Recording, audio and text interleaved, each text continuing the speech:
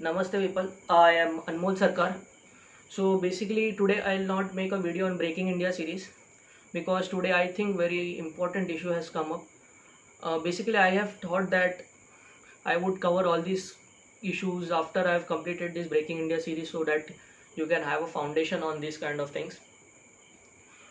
So basically today I'll be taking on criticisms on national education policy. I wanted to make a video on national education policy after this series so that you can gain insight into how these breaking India forces operate in our education system. तो basically दोस्तों मैं आज video Hindi में बनाऊँ, हिंदी में भी बनाऊंगा और इंग्लिश में भी बनाऊंगा. मैं सिर्फ आपसे इतना कहना चाहता हूँ कि मैं ब्रेकिंग इंडिया सीरीज पे वीडियो नहीं बनाऊंगा आज, क्योंकि मुझे लगता है कि बहुत एक महत्वपूर्ण इशू जो है वो आ चुकी है हमारे देश में, जो नेशनल एजुकेशन पॉलिसी के आलोचनाओं पर है.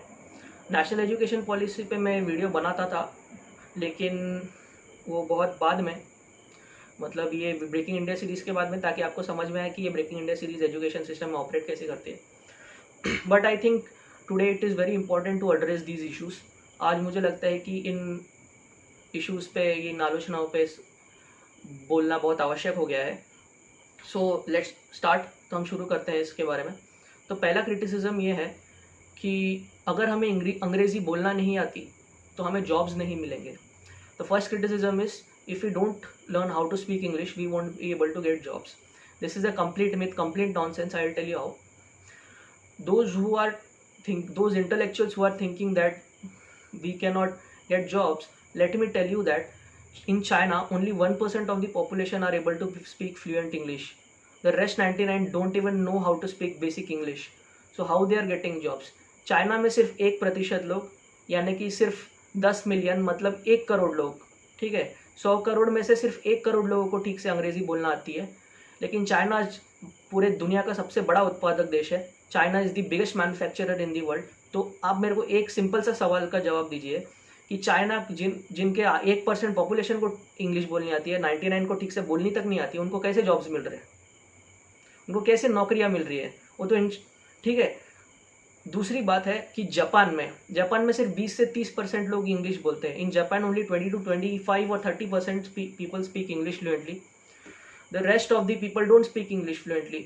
तो how are they the most advanced countries in technologies and how are they giving jobs? तो जापान में सिर्फ अगर 20% लोग ही इंग्लिश बोल सकते हैं, तो उनको जॉब्स कैसे दे रही है, वो टेक्नोलॉजीज कैसे बना रही है, दुनिया के साथ बिजनेस कैसे कर रही है? ये सिंपल सवाल है जिनसे आप समझ सकते हैं कि हमारे कुछ बुद्धिमान लोगों में कितनी बुद्धि है. So this is one of the criticism. The second is you need English to globalise.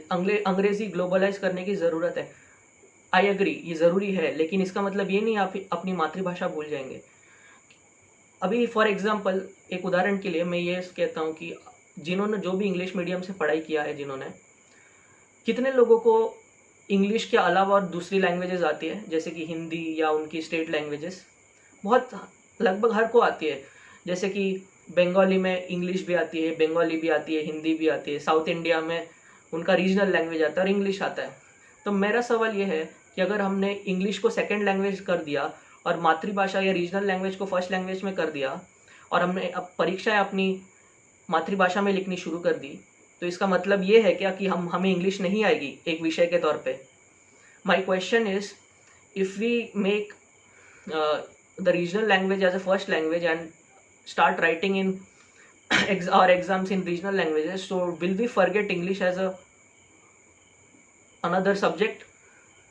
Did we in the current, those who have studied in the English medium school, did they forget how to write Hindi and how to write in their own mother tongue? So this kind of logic have come from those people who have no idea about how this cultural scene work. So whoever gives you this logic, please tell him that knowledge is not a slave of language. किसी ने भी आपको अगर ये कह दिया कि English में नहीं आती, इसके लिए आप बुद्धिमान नहीं है, तो उनको ये एक ही बात कहिएगा कि ज्ञान किसी भाषा की मोहताज नहीं है. ठीक है? क्योंकि हमारे पूर्वजों ने जितने भी वैज्ञानिक डिस्कवरीज की हैं, उन्होंने इंग्लिश में नहीं की थी, उन्होंने संस्कृत में की थी. आज ये पश्चिमी देश उन संस्कृत का अनुवाद कर रहे हैं. This westerners are trying to translate our ancient text and scripts which had more potent knowledge into English. So whoever says that English, if you don't know English, if you are bull, if you don't know English, you are a fool and all these kind of things, please give this kind of arguments. In China, only 1% population is able to speak English fluently. In Russia, 5%. In Japan, 20 to 25%. How are they able to converse then? मैं अपनी भाषा बोलूँ, मुझे 4 भाषाएं आती है. मैं एक अंग्रेजी मीडियम के स्कूल से पढ़ा हूँ. I have studied from an English medium school. I know 4 languages. First is English, second is Hindi, third is Marathi, and fourth is my own mother tongue, Bengali. So does that mean I don't get job, or does that mean I will fail in every sphere of my life? Absolute nonsense theory this kind of things are. So please don't pay heed to all these arguments, because this come from a very slavish mindset. मतलब ये एक बहुत ही क्या बोलते हैं उसे, क्या गुलाम, ये गुलामों की भाषा है. तो अभी ये ब्रेकिंग इंडिया फोर्सेस कैसे इनको तोड़ने की कोशिश कर रहे हैं कि अगर आपको गुलाम बनाना है मुझे, तो मुझे आपका सेल्फ रिस्पेक्ट खत्म करना पड़ेगा. उसके लिए मैं आपकी भाषा, आपकी आइडेंटिटी, सब कुछ छीन लूंगा. तो ये एक तरीका है छीनने का.